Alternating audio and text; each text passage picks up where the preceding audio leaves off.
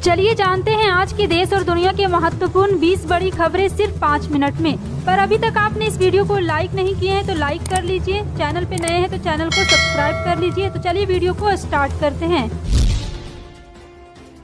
नेपाली कांग्रेस ने 55 सीटों पर जीत हासिल की। सरकार बनाने के लिए अन्य दलों से चर्चा हुई शुरू। पूरी जानकारी आपको विस्तार से देंगे, वीडियो को अंत तक जरूर देखें।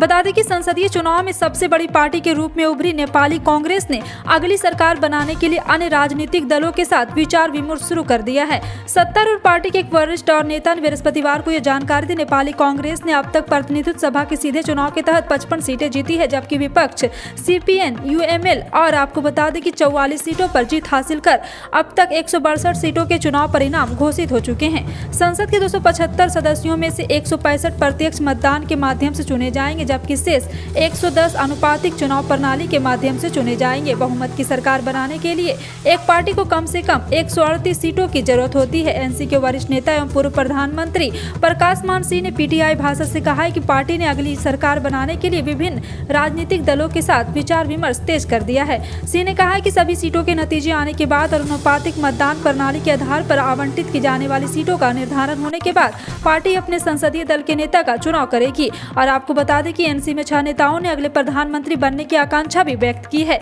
सिंह ने उन नेताओं में शामिल है और जो अगले प्रधानमंत्री बनने की दौड़ में शामिल है। बता दें कि दिल्ली MCD चुनाव को देखते हुए प्रशासन की तरफ से एहतियातन कई कदम उठाए जा रहे हैं। इससे पहले आबकारी विभाग ने चुनाव को देखते हुए शराब की बिक्री पर 3 दिनों तक रोक लगाई है और इन दिनों की शुष्क दिवस के तौर पर भी मनाया जाता है। शुष्क दिवस वे दिन होते हैं जब सरकार दुकान, क्लब पर और आदि शराब की बिक्री पर रोक लगा देती है। आबकारी विभाग द्वारा जारी अधिसूचना के मुताबिक 2 दिसंबर से 4 दिसंबर तथा 7 दिसंबर को शुष्क दिवस के तौर पर मनाया जाएगा। इन दिनों शराब की बिक्री पूरी तरह से प्रतिबंध रहेगी। 2 दिसंबर को शाम 5:30 बजे से 4 दिसंबर 2022 को शाम 5:30 बजे तक शराब की बिक्री पर रोक लगाई गई है। दिल्ली नगर निगम चुनाव के लिए प्रचार प्रसार का आज आखिरी दिन है। ऐसे मुख्यमंत्री अरविंद केजरीवाल कॉन्स्टिट्यूशन क्लब पहुंचे हैं और आपको बता दें यहाँ केजरीवाल और मनीष सिसोदिया ने योग टीचर्स को सैलरी चेक सौंपे हैं। योग टीचर को सैलरी चेक बांटने के बाद अरविंद केजरीवाल बोले कि मारने वाले से बचाने वाला बड़ा होता है। इन्होंने यह जब योग क्लास बंद की तब से हमने ठान लिया है कि क्लास बंद नहीं होने देंगे। CM का दावा है कि दिल्ली के LG ने योगा सिखाने वाले शिक्षकों की सैलरी रोकी थी। केजरीवाल ने कहा कि LG साहब ने योग क्लास बंद की तो दुख हुआ। लोगों को पोस्ट कोविड दिक्कत है जिन्हें योग टीचर्स दूर करते हैं। दिल्ली इतनी गरीब भी नहीं कि अपने लोगों को योग ना करा सके। उन्होंने कहा कि मैं BJP और कांग्रेस वालों का भी मुख्यमंत्री हूं। आप जिसे वोट डालना चाहे डालिए, ये काम हम पुण्य के लिए कर रहे हैं, वोट डालने के लिए नहीं कर रहे। उन्होंने आगे कहा कि हम 20 से 25 लाख लोगों को योग कराने का टारगेट तय कर रहे हैं। गुजरात विधानसभा चुनाव के लिए आपको बता दें कि पहले चरण की मतदान हो गया और अब 5 दिसंबर को दूसरे चरण के लिए वोटिंग होगी। इसी बीच कांग्रेस के खेमे से एक बड़ी खबर सामने आ रही जो दूसरे चरण की वोटिंग को जरूर प्रभावित करेगी। सूत्रों ने बताया है कि अगर कांग्रेस की सरकार बनती है तो पार्टी ने अगले मुख्यमंत्री और उप मुख्यमंत्री को लेकर फॉर्मूला पहले से ही तैयार कर लिया है।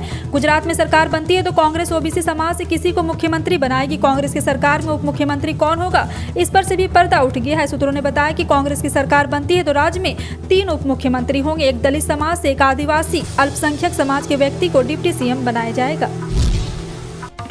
भारतीय रेलवे ने आज यानी 2 दिसंबर को 241 ट्रेनें कैंसिल कर दी है, जिसमें 206 ट्रेनें पूरी तरह से कैंसिल हो गई तो वहीं 35 ट्रेनों को आंशिक तौर पर कैंसिल कर दिया गया है।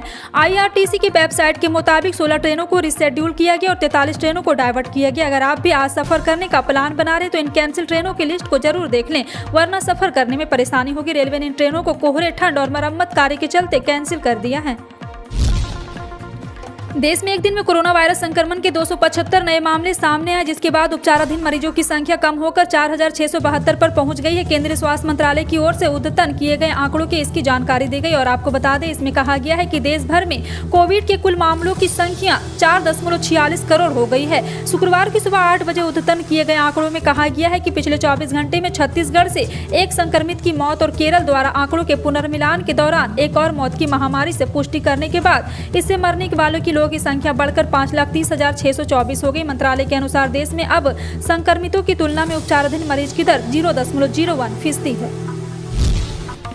बता दें कि टेस्ला ने अपने इलेक्ट्रिक सेमी ट्रक की डिलीवरी शुरू कर दी है। कंपनी का दावा है कि ये ट्रक सड़क पर मौजूद किसी भी डीजल ट्रक की तुलना में 3 गुना ज्यादा शक्तिशाली है। ट्रक 20 सेकेंड में 0 से 60 MPH की स्पीड पर पहुंच सकता है। इसकी बैटरी रेंज 500 मील है और आपको बता दें कि इसकी कीमत 1.21 करोड़ से शुरू हो सकती है। जी हाँ, आपको बता दें कि कंपनी के CEO एलन मस्क ने नेवादा के अस्पार से कंपनी की गेगी फैक्ट्री में आयोजित एक कार्यक्रम में सॉफ्ट ड्रिंक कंपनी पेप्सी को पहला ट्रक डिलीवर किया है। पेप्सी ने दिसंबर 2017 में 100 ट्रकों का ऑर्डर किया था, जब पहली बार टेस्ला सेमी को एक इवेंट में रिवील किया गया था। फिलहाल आपका इन सभी खबरों पर क्या कहना है, कमेंट सेक्शन में टाइप करके जरूर बताएं। इसी तरह की पल पल की अपडेट जानने के लिए जुड़ रहे हैं आप अपने NTS न्यूज चैनल से। मिलते हैं अगली बड़ी खबर में, तब तक के लिए जय हिंद।